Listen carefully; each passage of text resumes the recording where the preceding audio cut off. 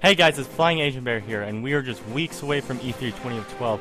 This is a Let's Talk for Super Smash Bros. Next. It was announced at E3 2011, and we might hear more news from it from E3 2012.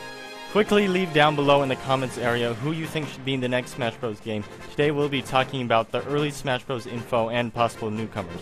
So anyways, this new game was announced at E3 2011 by Iwata, and actually, Iwata approached Sakurai for the idea of putting Super Smash Bros. Either on the Wii U or the 3DS, but Sakurai thought it would be best to put it on both, and he talked about this sort of cross-compatibility within these two, and we'll actually talk about that maybe in a later video. At this time, Sakurai was still in development of Kid Icarus Uprising, so they felt this would be a good idea of trying to get used to this idea of putting it on 3DS and be able to take the experience and put it into the next Smash Bros. Game. In these early interviews, Sakurai stated that he didn't just want to, put new characters, new stages in.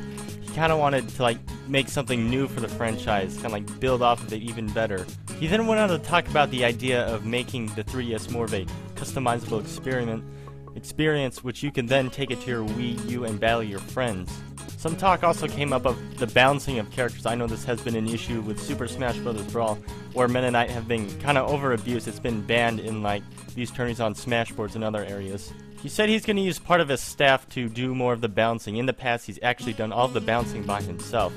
Now, I see this as a really huge improvement. If you get more variety of people kind of playing the same game, you'll be able to find more exploits, and different people kind of have these different ideas of how these characters work. He didn't have a roster set in mind, but he's looking towards the Smash Bros. Dojo as kind of ideas that he could use.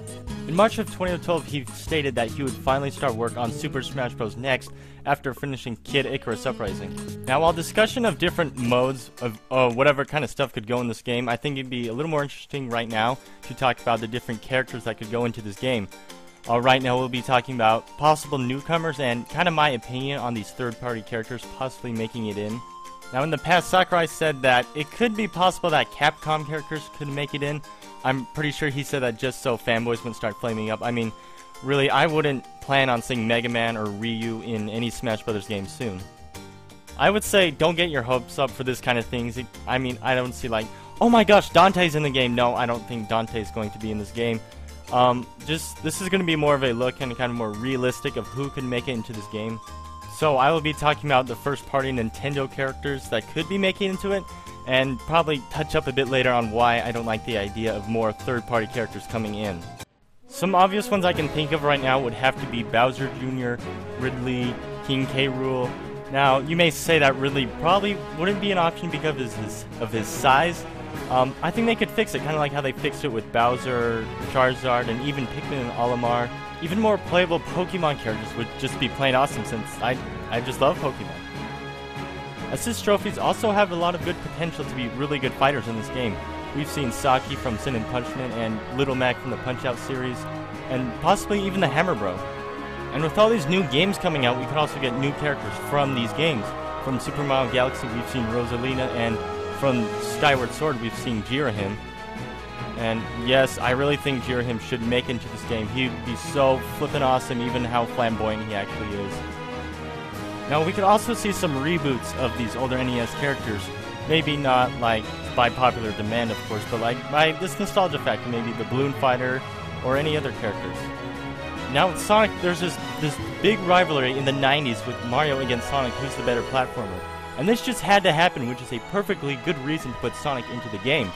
But now with Snake, his son asks Kojima, why couldn't Snake be in the game? So Kojima, pretty much begged Sakurai to put him in Melee, but they were too far in development, so he was eventually put into Super Smash Bros. Brawl.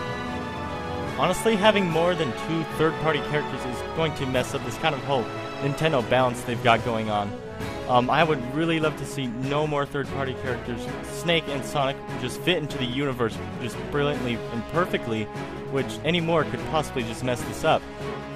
Anyway, that's my opinion on these third-party characters. Also, this new info coming in before E3 2012. Hopefully in this year's E3 we will see more info concerning Super Smash Bros. The next game. That's all I have for now. Hopefully you leave a comment below who you think you should make into the next game, and thank you for watching. I'll see you all.